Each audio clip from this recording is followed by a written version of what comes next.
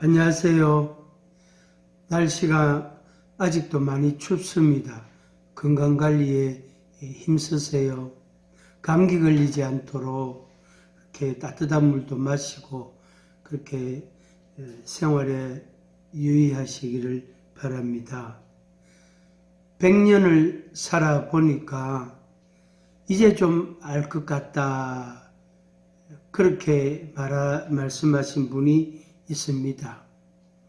절대로 행복할 수 없는 두 종류의 사람이 있더라 하는 것을 어떤 자리에서 인터뷰한 그 내용을 제가 여러분들에게 잠시 소개하려고 합니다.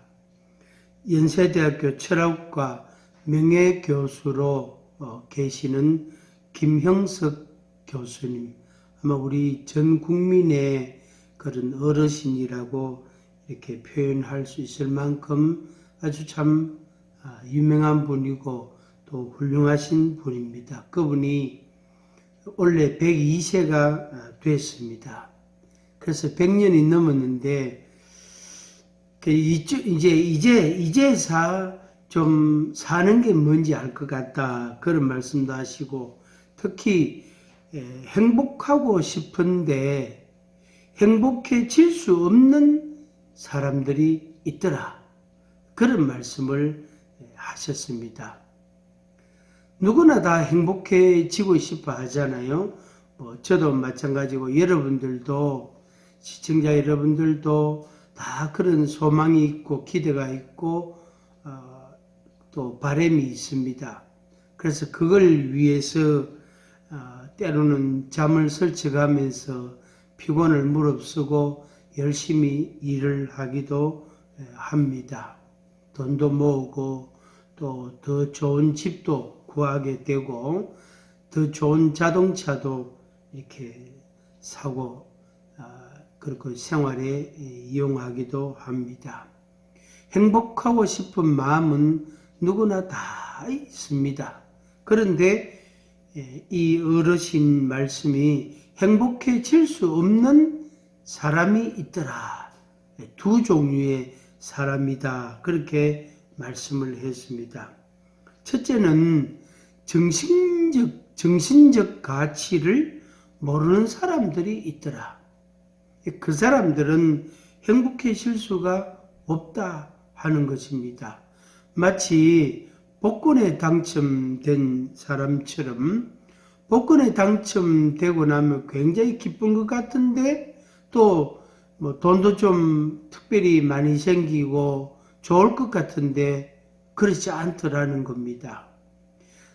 다 그런 건 아니지만 많은 사람들이 복권에 당첨되고 나서 폐인이 되는 인생을 오히려 왜곡시키고 혼란에 빠져들어가는 분들이 있다는 것입니다. 정신적 가치와 물질적 가치가 있는데 그 물질적 가치만 채워지면, 그거 한 가지라도 채워지면 정신적 가치가 증가되고 좋아지고 그 다음에 행복해질 수 있겠다, 이런 생각을 많은 사람들이 실제로 하고 있습니다. 저는 목사인데 저에게 이제 상담같이 이렇게 오시는 분들이 있거든요. 그분들 이야기를 들어보면은 이것이 있으면 좀 괜찮아지려나 싶은데 사실 그렇지 않더라는 겁니다. 그래서 이것도 있어야 되고 저것도 있어야 되더라. 그런데 처음 원했던 것이 있으면 두 번째 것도 되고 다 될 줄 알았는데 아니더라는 겁니다. 그래서 오히려 처음 것이 좀 부족했을 그때가 오히려 더 자유롭고 행복했고 기뻤고 또 살맛이 나고 그랬다는 그런 고백들을 하기도 합니다. 특별히 우리 사회에서 돈을 얻고자 그것이 인생의 목적이 되고 목표가 되는 그런 사람들도 있습니다. 권력이나 명예를 쫓아가는 사람도 있습니다. 그런데 그들은 만족이 없다는 겁니다. 그들은 만족을 하지 못하더라 하는 것입니다. 그래서 물질적 가치가 정신적 가치를 절대로 이렇게 능가할 수가 없구나 하는 걸 알았다는 말씀을 하십니다. 그래서 내가 비극의 주인공이 될 수 있다라는 것을 모르고 있다는 것, 그게 더 비극이라는 것입니다. 돈을 쫓아가고 권력을 쫓아가고 명예를 쫓아가서 자기가 많은 것을 얻었고 어쩌면 인생 최대의 목적을 달성했다고 자기 이제 더 이상 필요 없다, 다 가졌다라고 생각을 했는데 그때부터 비극이 시작되더라는 것입니다. 그저 한 1, 2년 이상 전부터 우리 한국 사회에서 이렇게 어떤 특별한 사람들을 몇 사람 보게 됩니다. 근데 저도 그 사람을 보면서 참 저 사람은 저렇게 유능하고 똑똑하고 실력이 있고 인정을 받고 외모도 준수하고 그러는데 저 사람은 뭐가 부족해서 저런 생각을 하고 저런 사고를 가지고 있고 저렇게 행동을 할까? 자식들을 위해서 불법을 하고 또 거짓말을 하고 가짜를 만들고 그렇게 해서 자식에게 유익을 끼쳤다고 생각을 할 수 있습니다. 그런데 시간이 지나고 나니까 그것이 불법이었다는 걸 이제 알은 거죠. 본인은 벌써부터 알았겠지만 세상이 이제 다 알게 된 거죠. 그렇게 해서 결국에 다른 비극과 다른 그런 문제들이 발생하게 되어진 것입니다. 그래도 모르더라고요. 그래도 무엇이 잘못된 건지 내가 뭘 잘못했는지를 모르고 있다는 겁니다. 그래서 정신적 가치를 모르는 사람은 행복해질 수 없더라 하는 걸 자기가 보았다는 것입니다. 두 번째는 이기주의자는 행복해질 수가 없다. 이름 그대로 자기의 만족과 자기 자신을 위해서 오로지 자기 자신을 위해서 목표를 정하고 목적을 가지고 삶을 살아가는 인생을 살아가는 사람, 그런 사람을 이기주의자라 그러잖아요. 자기밖에 모른단 말이에요. 심지어 형제도 부모도 자식도 가족도 친구들도 다 부정하고 다 무시하고 자기의 유익을 위하여 자기의 행복을 위하여 자기 자신을 위하여 살아가는데 결국에 그 사람에게 찾아오는 것은 슬픔과 고뇌와 고통밖에 없더라 하는 것입니다. 그래서 얻은 것 같지만 실제로 아무것도 얻지를 못한, 가진 것 같지만 가진 것이 아무것도 없는 그런 빈 껍데기만 갖고 있는 그런 모양이 된다는 것입니다.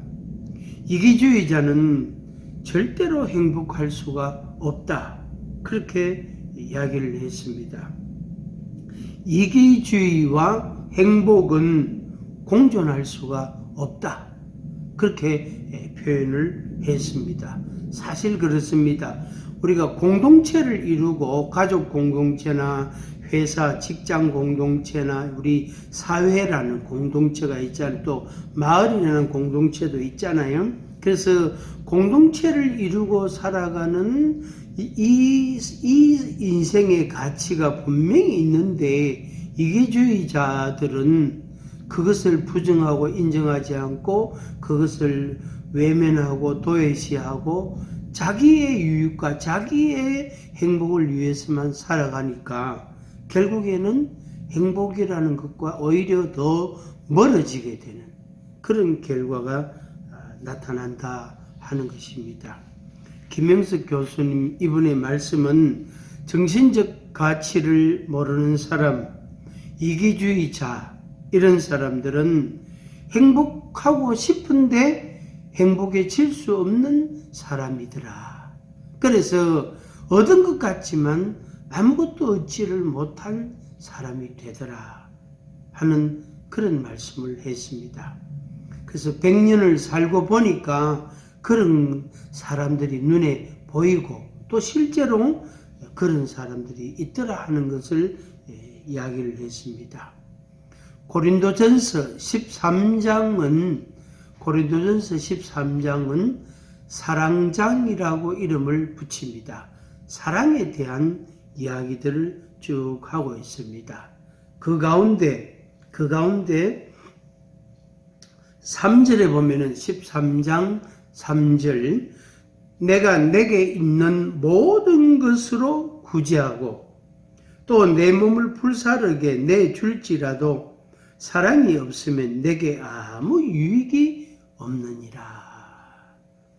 구제하고 자기 몸을 불사르게 내줄지라도 자기 육체를 내주고 구제, 모든 것을 이제 합쳐서 모아서 구제하고, 그래서 남을 위해서 구제하고, 심지어 자기 육체를, 자기 몸을 다른 사람을 위해서 내준다 해도 사랑이 없으면 아무 유익이 없더라. 그런 말씀을 했습니다. 자, 13장 4절, 5절, 6절 이렇게 사랑은 해서 기록된 말씀을 읽어드리겠습니다. 사랑은 오래 참고 사랑은 온유하며 시기하지 아니하며 사랑은 자랑하지 아니하며 교만하지 아니하며 무례히 행하지 아니하며 자기의 유익을 구하지 아니하며 성내지 아니하며 악한 것을 생각하지 아니하며 불의를 기뻐하지 아니하며 진리와 함께 기뻐하고 모든 것을 참으며 모든 것을 믿으며 모든 것을 바라며 모든 것을 견디느니라. 사랑에 대한 그런 표현들입니다. 이게 끝에 나오는 말, 모든 것을 참으며 모든 것을 믿으며 모든 것을 바라며 모든 것을 견딘다. 무엇이? 사랑이라는 것이. 그래서 사랑이라는 게 사랑의 마음, 사랑이라는 것이 우리로 하여금 견디게 하고 바라게 하고 믿음을 갖게 하고 그 다음에 참고 인내하게 하는 원동력이 되고 에너지가 되고 힘이 되더라 하는 말씀입니다. 그렇습니다. 사랑이라는 게 이런 것이고 사랑이 이런 그 동력을 유발시키고 촉진시키고 사람들을 움직이게 하고 변화시키고 새롭게 하고 그렇게 합니다. 그렇게 해서 결과되어지는 것. 그러니까 사랑이라는 것은 주는 것인데 그걸 베풀고 주고 나누고 또 다른 사람과 더불어 살고 그렇게 하면서 서로 이제 사랑을 하게 되는데 사랑의 관계를 유지하게 되는데 거기에서 이제 얻어지는 거기에서 이제 마치 부산물처럼 파생되는 것이 뭐냐면 행복이라는 거다. 그러니까 행복을 이루기 위해서 내가 행복이라는 걸 가지기 위해서 내가 막 노력해가지고 행복이라는 게 얻어진 게 아니고 이제 그것은 이기주의자들이나 그 다음에 정신적 가치를 모르는 그런 사람들은 행복해지려고 하는 그게 목표고 그게 목적이 되어 있단 말이에요. 그러면 얻을 수가 없는 거예요. 얻어지지를 않는다고요. 그러나 다른 사람을 베풀고 사랑하고 다른 사람을 도와주고 위로해주고 공동체로서 함께 더불어 살아가고 그렇게 살아가다 보면 결과 열매가 뭐냐면은 행복이다. 행복이라는 게 이런 것이구나. 행복이라는 게 이런 것이구나. 이렇게 하여 내가 행복해지는구나. 내가 이렇게 해서 행복해졌구나 하는 걸 자기가 알게 되어지는 겁니다. 그래서 그 행복의 맛, 행복이라는 가치를 알았기 때문에 그것을 위해서 계속해서 노력하고 힘쓰고 애쓰게 되어집니다. 그래서 비례하게 되는 거죠. 다른 사람을 사랑하고 베풀수록 행복은 더 커지게 되고, 그것을 안 하고 움켜쥐면, 그게 이제 이기주의자잖아요. 움켜쥐면, 욕심을 부리면 결국에 행복과는 거리가 멀어지게, 행복이 줄어들게 되는. 그래서 이 수평저울에다가 한쪽이 무겁잖아요. 그러면 기울기가 너무 기울어지잖아요. 그러면은 한쪽이 무거운 무게만큼 저쪽 편, 반대편 그 접시에다가 또 무거운 무게가 되는 무거운 것을 올려야 이 저울이 수평저울이 된다. 수평에 맞추어서 무게를 이제 측정하잖아요. 그렇게 되는 거예요. 그래서 5kg를 한쪽에 얹었으면 저쪽에도 5kg 되는 무게를 올려야 수평이 되잖아요. 그런데 거기에다가 100g을 올렸다, 한쪽에. 그러면은 저쪽에도 100g을 올려야 된다고. 이게 이제 반비례하고 비례하는 것도 있잖아요. 그래서 내가 더 행복해지려면 더 사랑을 베풀어야 된다. 이기주의는 움켜쥐는 것이고 욕심을 부리는 것이기 때문에 그건 하면 할수록 사랑의 수치는, 사랑의 무게는 줄어든단 말이에요. 그러면 자연적으로 행복의 무게도, 행복의 가치도 줄어들게 되고 낮은 수치가 될 수밖에 없는 것입니다. 자기를 위하여 목숨을 버리는, 자기를 위하여, 나를 위하여 목숨을 버리는 자가 이 세상에 누가 있을까요? 왜 그렇습니까? 목숨은 하나밖에 없으니까. 예수님께서, 하나님의 독생자이신 예수님께서 우리들을 위해, 우리 인생을 위하여 자기 목숨, 하나밖에 없는 자기 목숨을 바쳤어요. 내어주었단 말이에요. 그래서 십자가에 못 박도록 자신을 내줬단 말이에요. 이 목숨보다 더 크고 많고 더 놀라운 게 어디 있겠습니까? 이걸 뭐 100억 주고 살 수 있습니까? 안 됩니다. 1000억 주고 살 수 있습니까? 안 됩니다. 목숨은 한 개밖에 없단 말이에요. 그럼에도 그 목숨을 다른 죄인들을 구원하고 영혼을 구원하고 사람들을 이제 죄에서 이제 의로, 생명으로, 그 죽음에서 생명으로 옮겨주시기 위해서, 그래서 우리를 대신하여 십자가에 내어주신, 죽어주신, 그 생명을 내어주신 그 예수님, 하나님의 독생자. 생명을 넣어주셨으니까 반대편의 생명의 가치는 그만큼 커지게 되고 무거워지게 되는 겁니다. 결국에 나를 위해서, 나를 구원하기 위해서 예수님이 생명을 바쳤었으니까 예수님의 생명만큼 내 생명도 무게가 큰 거죠. 무거운 것이고 비중이 크게 되어지는 거죠. 만약에 내 생명 가치가 적다면 예수님이 생명을 내주지 않아도 될 수 있단 말이에요. 그러나 하나님의 뜻은, 하나님의 사랑의 마음은 그런 것이 아닙니다. 내 생명의 가치가, 나를 구원하시는 그 가치가 너무 크기 때문에 그걸 저울로 달 수 없고 무게로 달 수가 없고 크기를 잴 수가 없고 어떻게 그걸 표현할 수 없고 너무 크고 무겁고 너무 소중하단 말이에요. 그래서 하나님 아버지께서 독생자를 십자가에 못 박혀 죽기까지 내어주신 겁니다. 요한복음 3장 16절에 하나님이 세상을 이처럼 사랑하사 독생자를 주셨으니 이는 그를 믿는 자마다 멸망하지 않고 영생을 얻게 하려 하심이라. 아멘. 그렇게 말씀했습니다. 하나님께서 우리를 사랑하시는 사랑이 너무 크기 때문에 자기의 독생자를 내주신 겁니다. 그게 하나님의 사랑의 크기예요.